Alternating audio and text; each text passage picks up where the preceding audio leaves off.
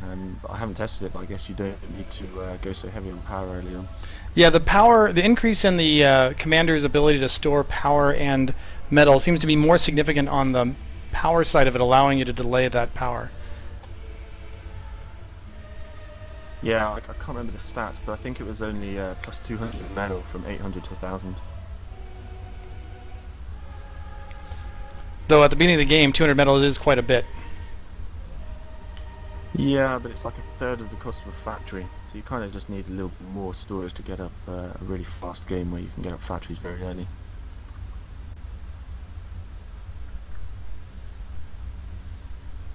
Gunshin's already got a metal storage or an energy storage in the plans. Still going for his economic start like he did last game. Meanwhile, Godde is also doing an economic start. So right now they're just sitting back. They're not worrying about scouting quite so hard, and they're just getting their economies going. Yeah, so both players going for an eco build here, and what I mean by that is they're going to be building engineers first, at least 2 or 3 before they move on to scampers, and then they're probably going to move straight on to more engineers, just so they can expand quickly, build a load, and get their eco up. Looking at the expansions for the 2 players, to the right hand side of Gunshin's base, you see a decent amount of mechs you can expand to nice and close by. To the right of both of their bases there's a nice open area, which would be good to move to them, but Godde here, maybe we should have asked for a rehost. He has a little bit of a worse starting position. He can definitely move towards the south, but there's less mechs immediately available to him, and I think we may well see a big fight for this naval pool in between them, because getting some blue bottles in there will really give you a lot of map control right in between the 2 bases. Right, and with the current speed of the naval units, having that size is not such a big deal because you're not going to be moving them around a lot. However, I'm kind of wondering if once he does some scouting, Godde might just move to the same mechs area that Gunshin would be moving.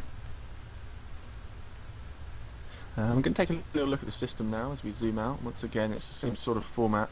We have one orbiting moon that is movable and smashable for 3 Halleys, and then on the outskirts of this system we have a very, very watery world, Belkus 4, which has a whole load of water on it, a few islands, but that's definitely going to be a naval war, so I'm not sure if that was the best choice, because the naval units will move very slowly over such an expansive sea there. Yeah, there is enough interesting space on the land, not necessarily to fight over, but certainly to take over for metal.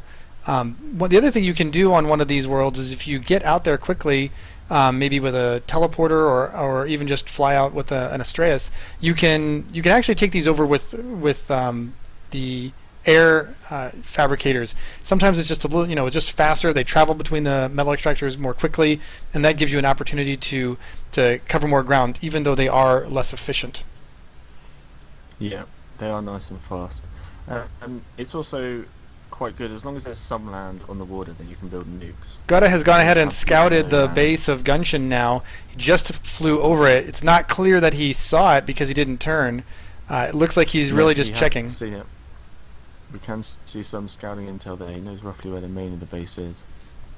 He's definitely overflown the buildings. I don't know if he... yeah, it does look like he's now looking to define the size of the space around Gunshin.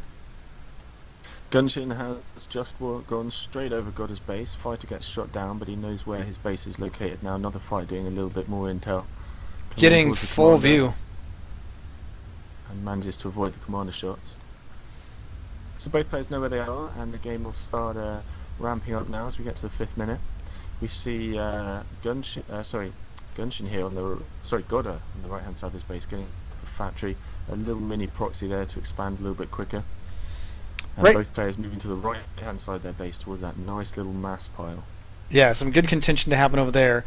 Gunshin probably 2 energy plants ahead of Godde at this point. But I feel like Godde and Gunshin are both taking some good map control by moving out. It turns out that Gunshin has moved in both directions, so he's kind of hedged his bets, as has Godde with his expansion. Yep, Godde moving to the left and to the right, getting out that bot factory to get out engineers to repopulate and build quicker. And we see Gunshin on the left hand side of his base getting out his bot production so he can start rushing with those scampers. And Godde actually has a little bit of build power with his commander, so I'm sure he'll catch up with power soon, but he has stalled on his building power at the moment. He's not building anything.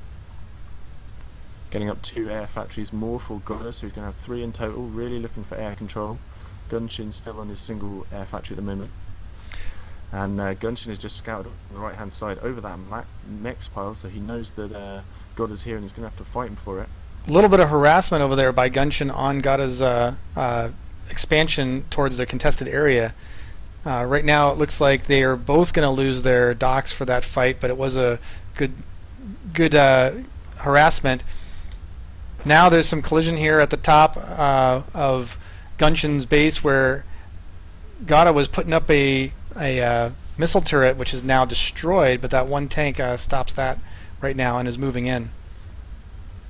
Yep, Godde working hard on getting a lot of bot factories up there, a lot of build power on it, so he's going to have scampers being poured out there pretty soon. Gunshin, however, moving his commander over to the right hand side of his base, looks like he's going to get his commander over there to secure that position.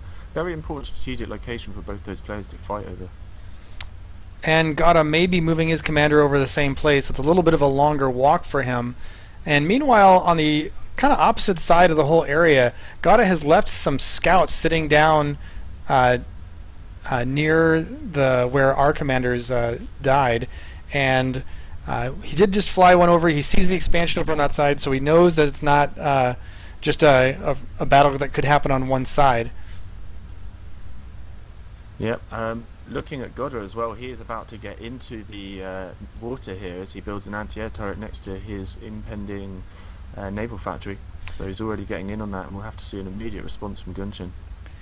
Yeah, I see that. And 4 engineers as well. Little radar down at the lower side. This is about to be some docks going down the south side of this crevasse over kind of on the left-hand side of their bases. It's going to pull down. It's going to hit that radar, likely take it out since there are several of them. And in fact, there's only an engineer over there, so the proxy at that end is a little bit of trouble. Yep, he's going to need to get out something to protect him there because those raiding units are doing pretty well. Looking right over the South Pole, we see a bot factory put up, another one planned, and then a third one as well. So he's going to get up bot factories all over the place there so he can completely populate that other side of the planet. It's a good expansion from Godde at the moment. And we also see he's begun building blue bottles. He's got 4 engineers assisting, another 2 joining them. So his blue bottles is almost out already. So he's going to get a huge amount of map control as long as he can move them over in towards those bot factories from Gunshin. Could be quite a harmful thing, but Gunshin now moving in with his commander coming straight in at Godde's factories. Godde's commander now moving to the right, trying to intercept him. He's got scampers here to defend against the tanks coming in from Gunshin. And no engineers as of yet, but in come the scampers dealing with this threat. Not a lot of fabbers to support that commander rush. He could find himself in trouble here with all the units and the commander fighting. Yep, having a look at it, we see Godde's commander is moving northwards so that he can cut off Gunshin before he gets out. 2 engineers flanking him, so he's going to have repair. And nice scampers coming around the back for Godde as well, killing a couple of mechs and really putting Gunshin into trouble here. Things not looking too hot for Gunshin, but we see Gunshin moving forwards with some scampers right next to that lake, trying to put in a little bit of pressure, and those slow-moving blue bottles now being put into work. Yeah. And Gunshin, his commander is trapped out here. He could die right here as we see Godde coming in straight for the kill and stopping Gunshin escaping here. Yeah, he did get up that missile tower to help support his commander. That'll draw some fire, but not a ton. I noticed that he's using the regular fabricators. He hasn't kind of moved to the He does have 2 actually, just sitting there next to that little plateau. Oh yeah, so he's got the plateau with the combat fabricators. The combat fabricators are a new addition in this latest patch, and they provide quite a bit more build power when it comes to at a energy premium, but they also have extraordinarily long range, like double the range for repairing commander. I'd really like to see him get those guys out there, and he is now moving them forward. Yeah. He's going to move them forwards. They can repair while moving. They repair automatically, so they are very, very powerful, and they have excellent range. So Godde made a good tactical decision here. He didn't engage Gunshin's commander. He went northwards, avoiding the commander, forcing him to chase him, coming in here so he can do damage to the production facilities of Gunshin, and just stop Gunshin getting his foot in here, and it's working out well for him. Scampers sending in around the back and destroying some of those mechs as well. Gunshin got into some troubles against the single laser turret, trying to send some scampers in against the main base of Godde at the moment. Yeah, Gunshin's commander feels very cut off. He is, he has that proxy base there, but that's it, and it is going down very quickly. He's pretty much surrounded. This really could be the end of the game. I've looked around at some of the rest of the map, and not a lot of attention is being given there by either player, because this is really like a pivotal moment. He is in full retreat at the moment. This laser turret is unfortunately, it's just actually killing all of the engineers for Godde, which is a bit of a loss. He really needs to keep those engineers alive. Well, that was a good maneuver. He just walked right around the outside of those factories. By keeping on the other side of the factory, he's managed to kind of deter the amount of damage that he's taken. He's going to lose this whole base, but it's really just a question of whether the commander can get away at all. Some tanks coming up to support Gunshin, but they're really far away relative to that, and he's got some fabrication capability that he really needs to bring up. It looks like they're going to come up now. Yep. Nope. Gunshin is going into full retreat here, taking so much damage from these scampers. This may well be the end, because they're going to chase him down. He's not going to be able to get away, and he's not going to be able to kill them quickly. I think this is the end for Gunshin. We don't see any bombers coming in to assist him. Yeah, he knows it. He calls the GG there. That was a good game. They both played really well. They expanded in multiple directions. They took over some of these strategic points, like the turnaround at the edge of the crevasse.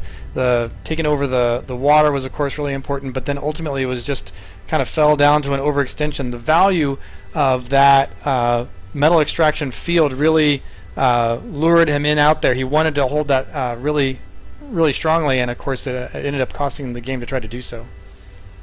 Absolutely, it was a real strategic point on that map. Both players have to fight for it. Even if you don't control it yourself, you have to stop your opponent completely controlling it as well. So that game was really important for that.